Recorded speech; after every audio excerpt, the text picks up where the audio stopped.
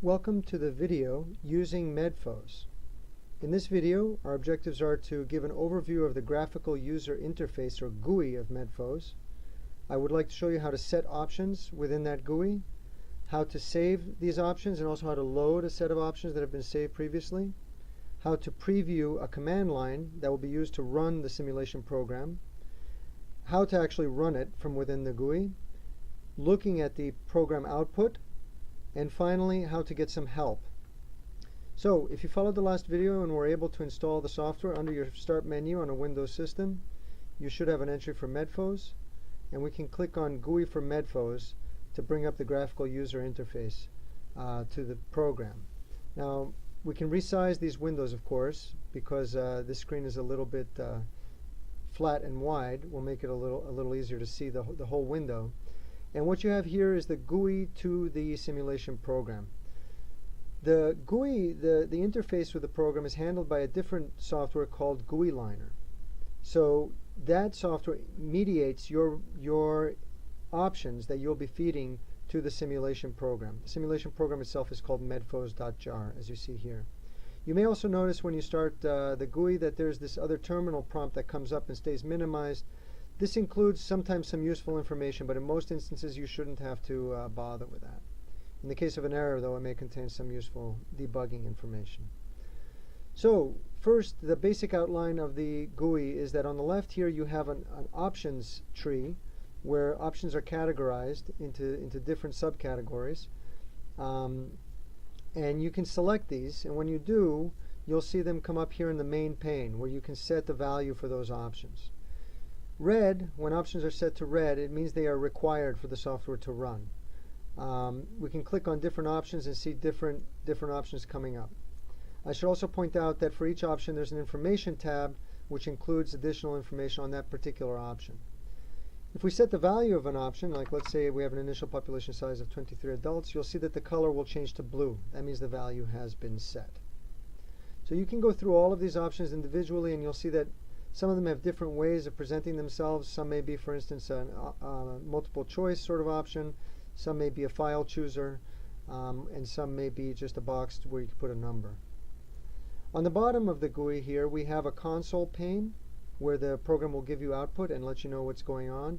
Also an error pane where if there are any problems, they should come up here, and this will flash red to show you that there's a new error for you to look at. As you can see, there's a lot of different options to set.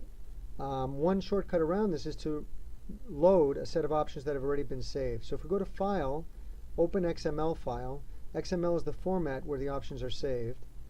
We can go to our installation directory, FOES, and we can look in samples, and you should find an XML file which contains sample settings for FOES. So we click on Open, and what we should see if we expand all the options out is that a lot of the options have already been set for us. Not all of them, but a lot. Some haven't been set, for instance, the hourly temperature, because that will depend, it'll vary on different systems depending on where you install the software. So if we can select this right away. On my system, I have a copy of the constant temperature settings inside my document, so I can just select that. I'll click OK, and now the option is blue. Also, the GUI lets you know that you've set the value for that option. There are a few other options here that haven't been set. For instance, temperature-dependent mortality. We'll say yes to that. Reproductive output. Perhaps we'll set that to be 12 eggs per day per individual. And there are a series of other optional things that we haven't set. For instance, developmental model. We could set that. We could give some variance for the developmental model. Okay. And remember, you can read about all of these options under the Information tab and in the manual. This is quite a useful one, sterility after intervention, simulating sterile insect releases in the location of a find. We'll also set quiet to be false so we can see the output. And I won't have the simulation write the output to the directory. We'll just look at the output here in the console. Okay, so now that we've set all of the options that were required, we can preview what the command line would look like by clicking on the preview button. And what you'll see here is that the GUI will give back to you all of these settings that you have set for all the values that are going to be used. And then at the bottom is the current command line. So this is the simulation program name. This is the option T for hourly temperature file, and this is what the value has been set to. And you'll see that that's the pattern for all of the options. Dash N sub I, the value is 100. Dash R, it's 4, and so on. I'd like to point out that you could copy this command line and paste it into your terminal, and you'd be able to run the simulation this way. Okay. Now for running the program, we click Run, and the program begins to run. And we see now that program execution is complete. So we can scroll down here in the console, and we can see that we have the detailed output per day, several statistics on the numbers of flies that are alive, how many have died, how many are in each stage, what the temperatures were. We had a constant temperature in the simulation, so it's 30 degrees every hour. And we can see the numbers changing over time. And finally, at the bottom, we have a summary where there's information on when the run was completed, how many flies were allowed, and summary of the results. In this instance, there were no flies at the end of the simulation. There was extirpation. We have the total number of hours that the simulation ran, so how long it took for extirpation to occur, and then the parameters for all of that. If we wanted to save what's in this console, we can go under File, Save Console Settings.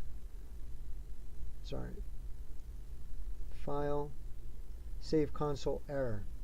And we can save this right on our desktop. We could call it, for instance, test console output.txt.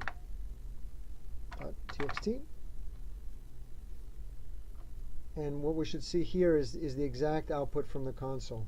One thing I'd like to point out also is that the line breaks on your system may not come up properly in the default text editor. As you see here in Notepad, you can't really make too much sense of this. There are no line breaks. One way to get around this is install a better text editor. I use Notepad++ on Windows, and then you'll be able to see everything very easily and clearly. Okay? So that's the basics. I also want to point out that if you change any of the values of these parameters, you can then save an XML file with these values you just ran, and we call this test settings.xml. And you should be able to reload those at a later time, or at least inspect them. That's all for now. Thank you.